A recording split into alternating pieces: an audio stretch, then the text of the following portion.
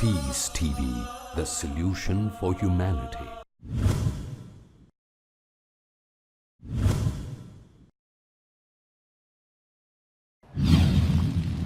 We'll allow only two more questions, one on that mic and the last question from this mic.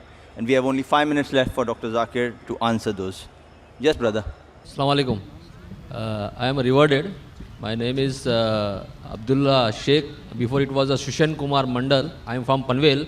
But there is one question regarding Allahu Akbar, which I am always, I have read the Quran and I came to know that there is a Jannat, which I am trying to go Jannat directly. For that I have to follow the Hadith and Quran. But when I have read the Hadith and Quran, I came to know that I have to follow total Sunnah, which Sunnah has tried to put me down because of my mother. And my mother asked me to remove my beard, my cap, and all Sunnah. She wants me to be like an Indian guy. She says me, you have to pray Allah in your heart, not by Salah. And this always Hindu, always try to put me like this. You do what? What we say? Shall I have to do like this, or I have to leave the house, or I have to stay other? MashaAllah. Brother asked a very good question. Allah gave him hidayah. He became a Muslim. He realized that following Quran and Sunnah will give him to Jannah. When he read the Hadith, he followed the Sunnah. He wore a cap, he covered his hair, he sported a beard. But his mother says, remove the beard, remove the cap. What should I do? The verses are quoted of Surah Luqman chapter number 31 verse number 14, that we have enjoined on the human beings to be kind to the parents. In travail upon travail did the mother bore them, but in pain did she give birth.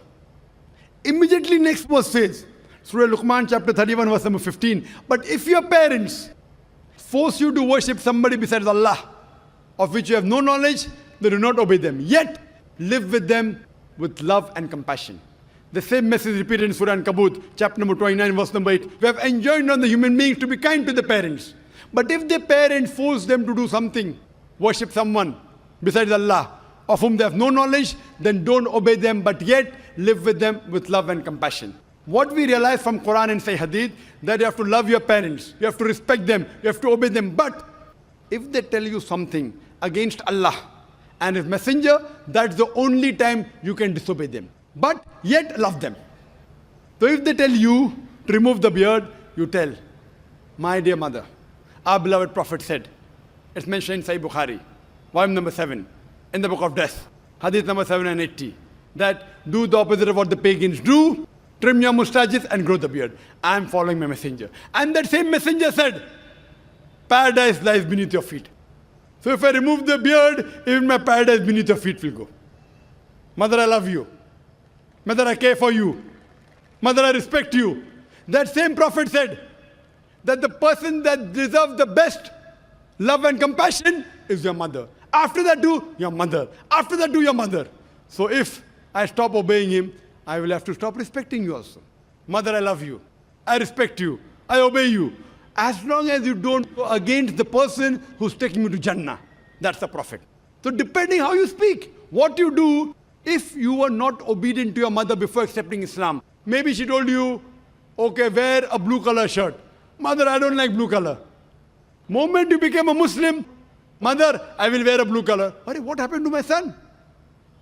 Before he became a Muslim, he used to disobey me. Now he's obeying me. So whatever your mother told you before you became a Muslim, which you never used to follow, the moment you become a Muslim, start following as long as it doesn't go against Allah and His Rasul. You should find a change. Start loving her more.